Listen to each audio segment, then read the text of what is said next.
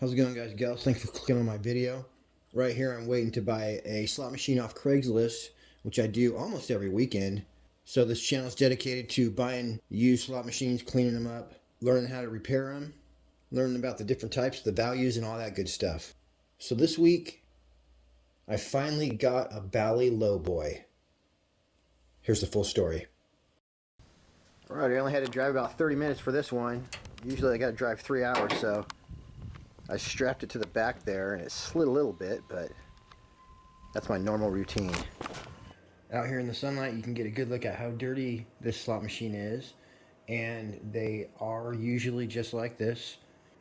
And I have bought a few clean slot machines, but 75% of them, and especially if you're trying to get a good deal, they're going to be dusty.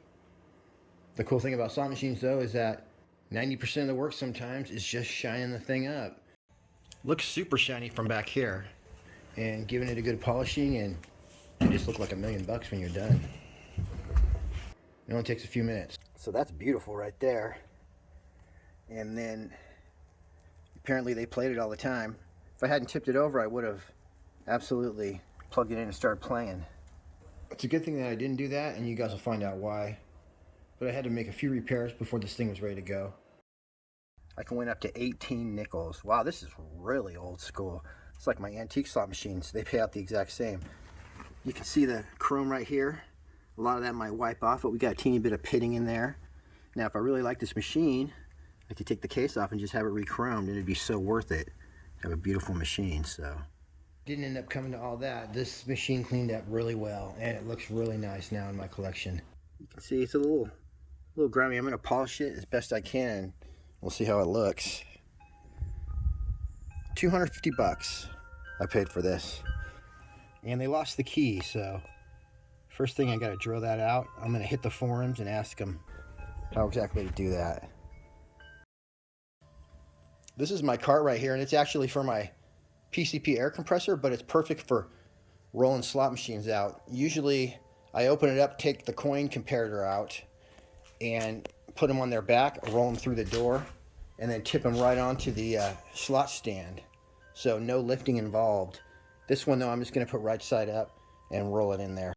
This is a rare version of what I believe is called the Bally Lowboy. And these are also referred to as Bally EMs or electromechanicals. Cord just coming straight out the bottom right there. Some of these designs are cut out. Some of them are kind of lame like that, so it's one of the things I'm going to fix. This cart allows me to sneak slot machines in the back door without my family seeing them. Alright, there she is, tucked in next to my BB2 and my BB3. This thing, you can change the games. They're super cheap. So I'm playing Airplane right now, one of the funnest games. So you can see a little bit of vacuuming, a little bit of polishing. In here I got better lighting so you can see the true condition of this. But you'd just be so surprised how these things polish up.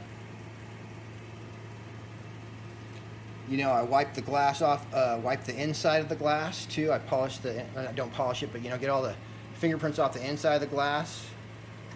And yeah, this is awesome. All I gotta do is buy a top candle, and this thing's gonna be legit. So, sides of the cabinets looking pretty good, good enough for me. If it was super tore up, I may not have bought it. Well, for $250 I probably would have, but yeah, that's fine right there. That super loud noise that you hear in the background is actually my most expensive slot machine. It's a $3,500 Bluebird 3, but it has a blower system in it, so like if you're not actually playing it and it's just sitting there, it's just ridiculously loud. This right side of the chrome right here, I polished with just water and a rag, and I think you can see on the camera there's definitely a better shine to the right side than the left side right there. Now the next part is to clean this off. You can see a little bit of the dark dirt in the middle there, but the brown is actually paint. So I was able to get all the dark stuff out, which was the actual dirt. Turned out pretty nice. I always start polishing my machines with just water and a soft towel. And then if I need to, I'll bust out like some Windex or some glass cleaner or something like that. But a lot of times I can get a machine totally clean with just water. Okay, I haven't done the top glass yet, but this thing's looking beautiful. So I scrubbed this middle part out right here, and it is totally clean, but it has a paint or some sort of finish in there, so that would need to be repainted. Not a problem. But you can see, there we go, that's a little bit less glare on it, but you can see my window here is just beautiful. It's all shiny with that silver whatever stuff they got in there. Yeah, so that's looking good. And the chrome is all shiny. I don't think I'd be getting it re-chromed. Looks good enough. Close enough. So I still got to do the bottom here. Get that all shined up. This is just like some generic foaming glass cleaner that I use. So it works pretty good on this chrome. These things are designed to just get dirty with fingerprints and who knows what else and polish right back up again. They definitely do that. Holy crap, you can't really tell, but I'm telling you, this tray right here is brand new after I cleaned that glass cleaner off of it. I only started collecting slot machines maybe 6 months ago, and I already have, I think, 12. So definitely a fun hobby though. If I were to sell my machines, I would make money on every single one I bought. So there's little details like there'd be a little bit of dirt like right there. And, you know, with one little swoosh, it cleans it right out. So I still have to do this crevice right here, and this baby's done. Look at it, this thing's shiny. Wow, look at that, you guys. 250 bucks. Wow. That was a dirty slot just about a half an hour ago. Okay, so my little coin thing looks like it's got the chrome worn off. But that's the kind of thing that I could just buy off of eBay and then unbolt that one and bolt a new one right in there. So I'll keep my eye out for one of those. There's so much glare in here you can't tell, but this thing is super shiny. So all that's left now is this glass right here. Behind here, there's a couple screws right there. So I'm just going to undo those, slide that out, and shine it up. So it looks like one side has a Phillips screw and one side has a flathead screw. So I'd probably want to find out which one was original and replace that. Although I would like to paint these stripes right here black. I think it would look super cool. I'm probably going to end up painting them gold just to keep it original. As well, here's a look at my broken candle topper. This part's pretty nice. This guy could probably use a replacement or a refinish. Well, look at that. Huh, nice. Maybe that's on upside down. Anyway, I'll try to get one of these in the best condition I can, and we should be good. Okay, that's still not coming up, so let me take those screws all the way out. All right. There we go. Doesn't want to be all the way out. Wow, and so obviously, I don't know, I would not want to tighten those too much, even though it appears that they go through there. And you know what? This is actually plexiglass, so I'm very glad I didn't spray glass cleaner on there. You spray the wrong thing on this and you'll be in trouble. So like I normally do, unless I need to, I'm going to clean this with water, okay, and a soft towel. That's it. All right, I got that thing looking like $1,000,000.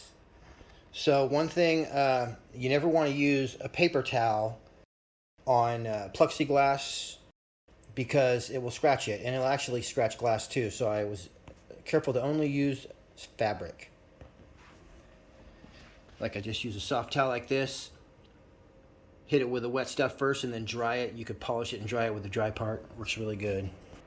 I am going to detail this a little bit as far as cleaning it while that's off. Here's a look at that cord, and I had said earlier that this didn't have a cutout, which I thought was the reason for that going on right there. Look at that. That looks pretty dangerous. So I think it's just lucky that they didn't blow this thing up, or maybe they did. Anyway, I'm going to fix that. But what I was about to say though is that this does have a nice little cutout right there. So as long as you got your thing oriented right when you put this down, it'll be perfect. Check this out. This is like literally just like worn through from age. That is crazy. Wow. They are really lucky that this didn't pop off. People I bought it from said they played it a lot, so I'm really glad I didn't try to test it out at their house.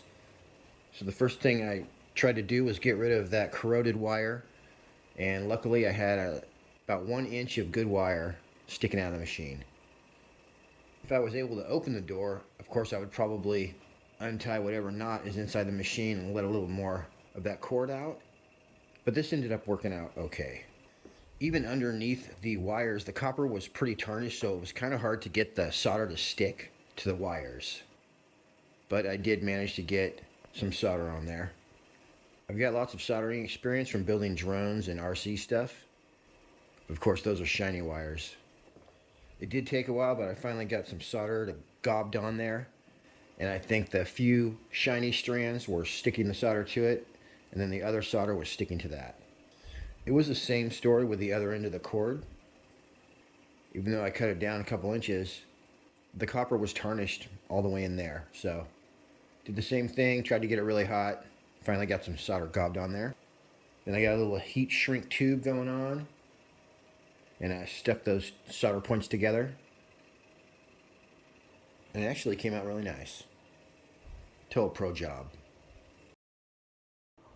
Once I was done with the soldering and the black heat shrink tube, came out perfect. Looks like there was never even a problem with the cord. Looking good, we're nice and safe now. Hopefully I got those wires correct. It's gonna fit right there. I should actually staple that in there. Yeah, that's what I'm gonna do so that won't happen again. So I'm gonna pull it up into that notch. Here's my staple right here, just a normal electrical staple. I am gonna wanna spread it out a little bit though.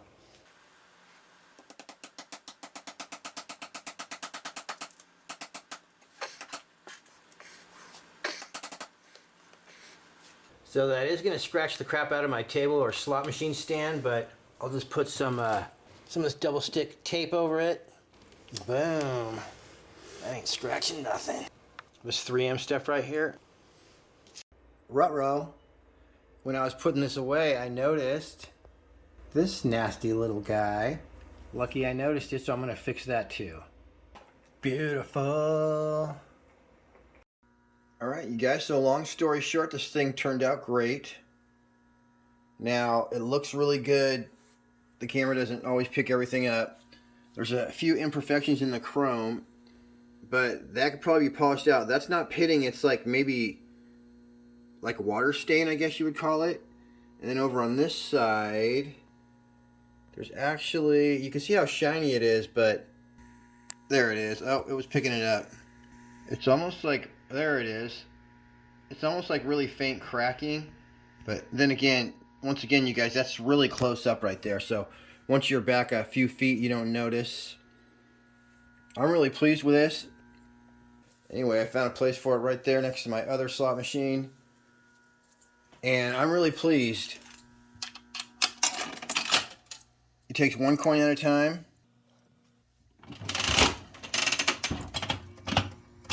Snaps in really nicely.